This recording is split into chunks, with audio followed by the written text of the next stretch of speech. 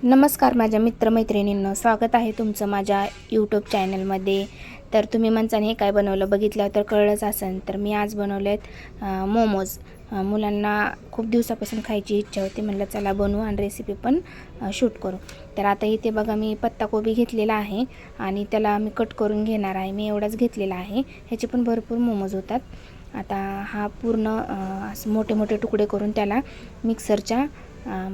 मिक्सरमधून तुम्ही काढू शकता किंवा मी ते चॉपरने चॉप करून घेतलेलं आहे, जेणेकरून जास्त बारीक देखील होऊ नये आणि जास्त मोठे देखील नाही। आता त्याला मीठ टाकून ठेवलेलं आहे।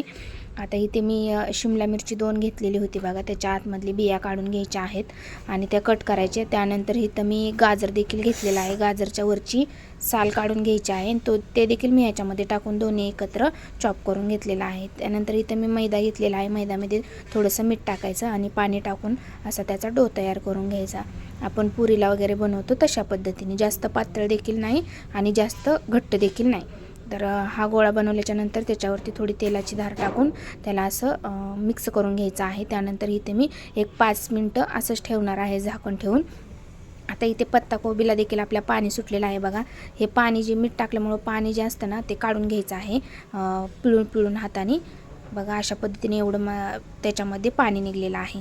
आता हे काढल्याच्या नंतर एका बाउलमध्ये ते पत्ताकोबी आणि खिसलेलं आपलं चिरलेलं गाजर आणि शिमला मिरची, त्यानंतर इथे मी काळी मिरी जी असते ना ती कुटून घेतलेली आहे 2-4 आणि त्यानंतर मीठ टाकलेलं आहे। एवढंच आपल्याला सारणासाठी लागणार आहे, जास्त नाही आहे। आता हे पूर्ण हाताने मिक्स करून घ्यायचं आहे। त्यानंतर आता हे पीठ देखील आपलं भिजलेलं आहे। आपण जशी पुरी बनवतो तशा पद्धतीने ह्याला लाटून घ्यायचं आहे आणि जसा पाहिजे तशा आकारामध्ये शेप द्यायचा आहे।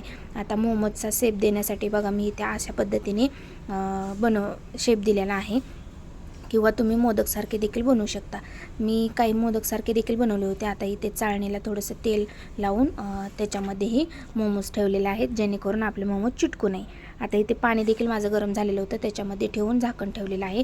एक 10 मिनटात आपले मोमोज बनून तयार होतात बघा, अशा पद्धतीने बनलेले आहेत। आता मी ताटामध्ये सर्व करायला घेते। कशी वाटली आजची रेसिपी नक्की मला कमेंट करून सांगा आणि चॅनलला कोणी नवीन असाल तर सबस्क्राईब करा, बेल आयकॉन दाबायला विसरू नका। आणि तुम्हाला कुठली अजून रेसिपी पाहिजे असेल तर मला नक्की सांगा तुम्ही।